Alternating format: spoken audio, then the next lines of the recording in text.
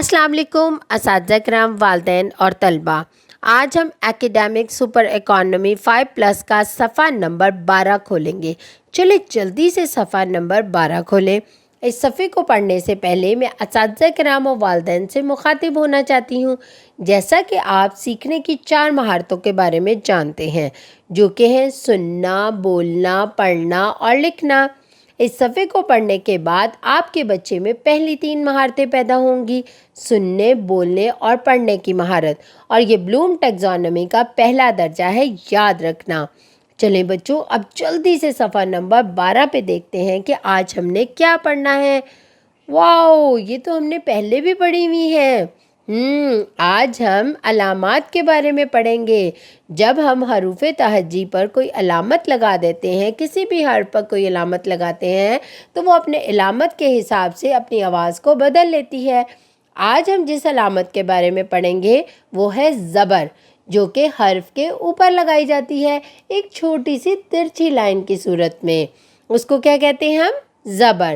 آج ہم زبر کا تعارف کروائیں گے۔ الف کے اوپر جب چھوٹی سی ترچھی لائن لگا دیں گے تو اس کی آواز آ بن جائے گی۔ کیا بن جائے گی؟ آ۔ الف زبر آ۔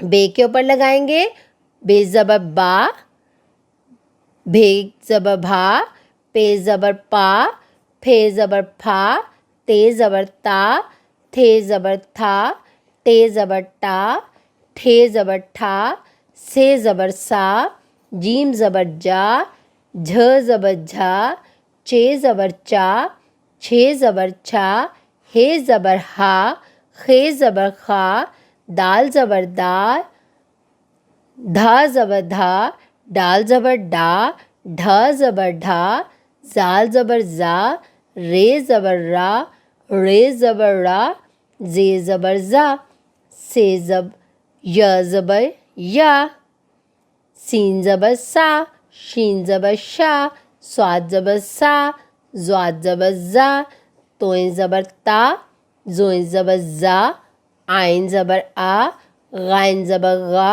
فے زبر فا، کاف زبر کا، کاف زبر کا، کھا زبر کھا، گاف زبر گا، گھا زبر گھا، لام زبر لا، میم زبر ما، نون زبر نا، واو زبر وا، ہے زبر ہا، یا زبر یا۔ یہ کیا کیا ہم نے؟ تمام حروف کے اوپر زبر لگائی اور ان کے ناموں کے ساتھ ان کو پڑھا۔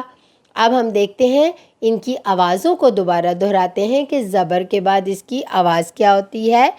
آ، ب، بھ، پا، پھ، تا، تھ، ٹا، ٹھ، سا، جا، جھ، چا، چھ، ہا، خا، دا، دھ، ڈا، ڈھ، زا، ر، ڑ، ز، ی، س، ش، س، ز، ط، ظ، عین، آ، غ، ف، ق، ق، ک، کھ، گ، گھ، ل، م، ن، و، ہ، ی۔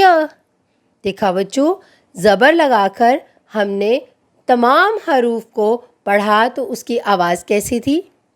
ٹھیک ہے اساتذہ کرام، والدین اور طلباء، آج ہم نے زبر کا تعارف کیا، تمام حروف تہجی کے اوپر زبر لگا کر اس کی آواز کی پہچان کی، اس کے بارے میں پڑھا اور سیکھا۔